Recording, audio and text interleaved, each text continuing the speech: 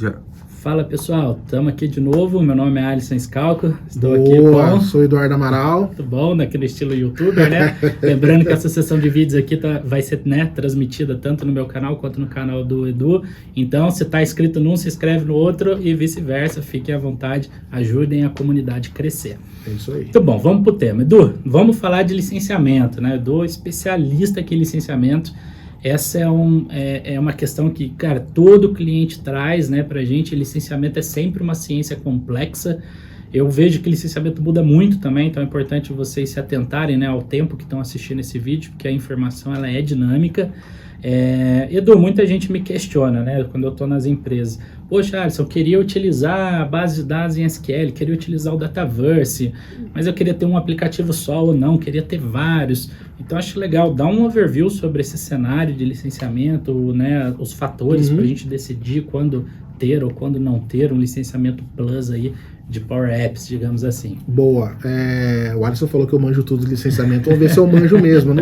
Eu não manjo tanto assim, não, mas eu vou lá e dou aquele espetáculo. Se você não souber, conhece quem sabe, isso é mais importante. Conhece quem sabe, exatamente. Mas acho que a ideia, quando a gente fala de licenciamento, né, é entender que quando você tem, falando de Power Apps e Power Automate, então não vamos entrar em Virtual Agents, Power Pages e tal. Vamos falar de Power Apps e Power Automate, né? Se a gente for falar de licenciamento, o vídeo aqui é de, sei lá, 2 horas só falando de licenciamento e mostrando para vocês. Mas acho que a ideia aqui é falar num conceito bem rápido, né?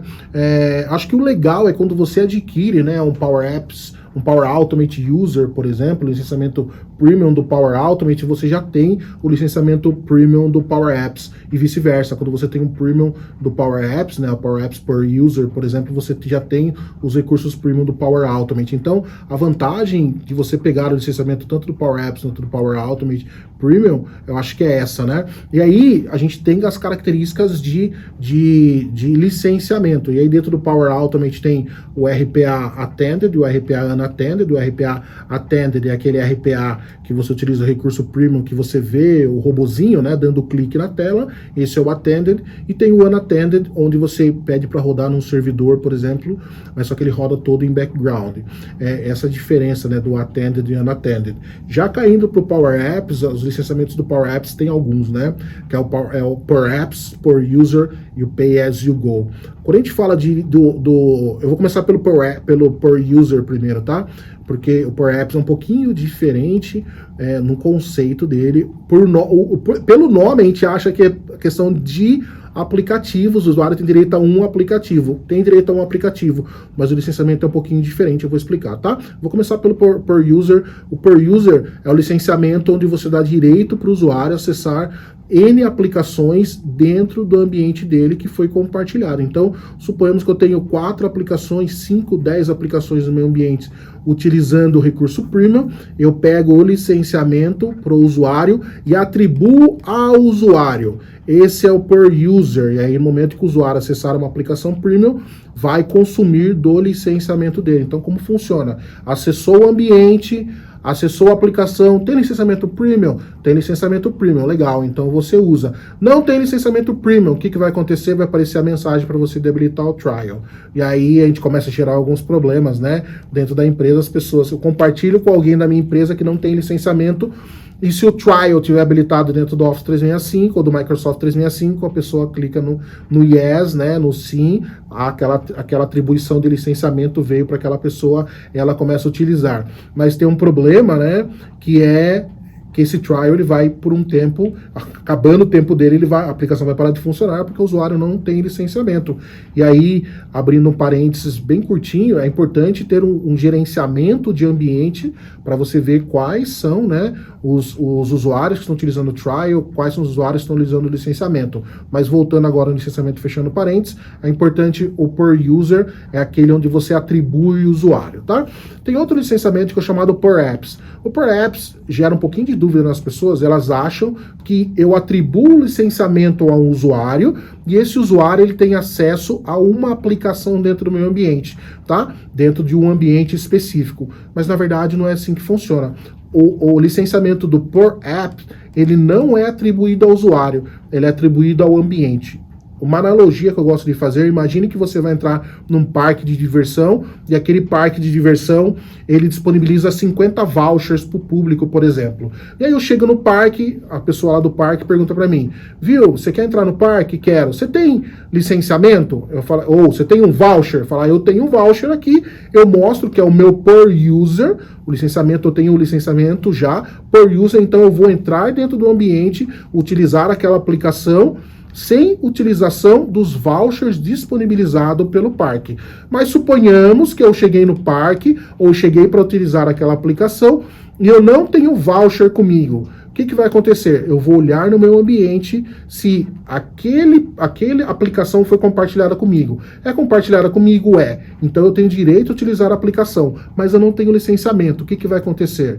Esse licenciamento que foi atribuído para o ambiente, que é o Per Apps, vai ser consumido. Então, se eu tinha 50 licenciamentos naquele ambiente e eu não tenho licenciamento e eu consumi aquela aplicação, eu consumo um voucher ou um licenciamento, né, o Per Apps, daquele ambiente. Então, se 40 pessoas acessarem aquele ambiente e não tiverem licenciamento nenhum, vão ser consumidos 10 licenciamentos daquele ambiente.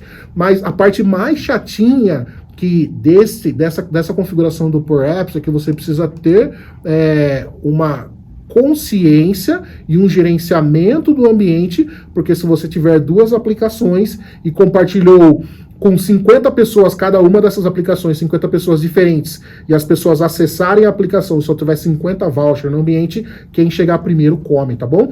E esse licenciamento é um licenciamento mensal.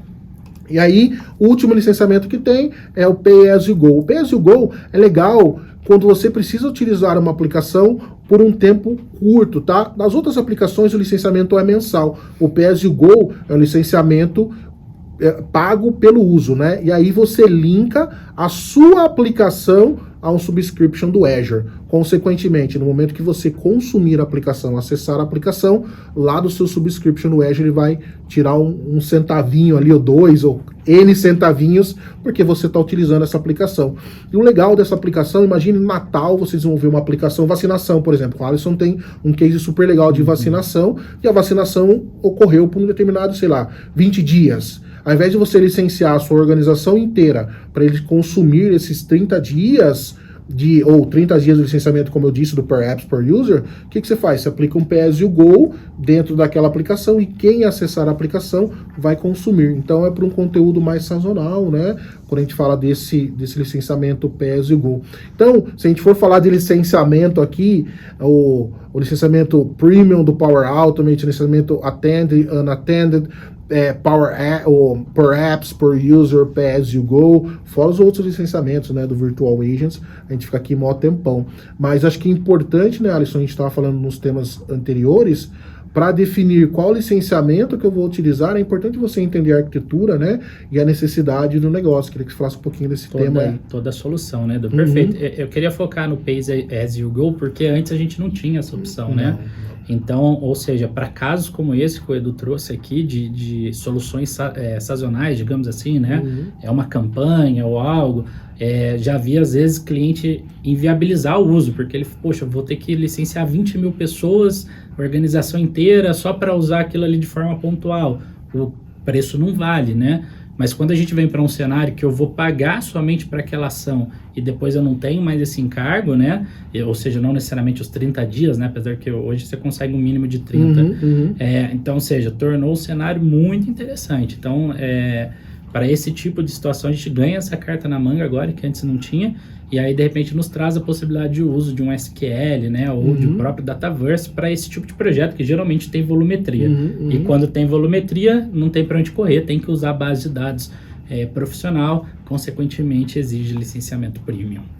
É isso aí. Questão de licenciamento, a gente fica horas falando, né? Mas é isso, o tema de licenciamento é esse, e... eu vou terminar primeiro, depois o Alisson finaliza, o outro vídeo ele finalizou, mas vou finalizar primeiro. Então é isso, pessoal, se inscreva no canal aqui, deem um like, compartilhe com o pessoal. É isso aí, até mais e valeu, fui! Gente, um abraço, tchau, tchau.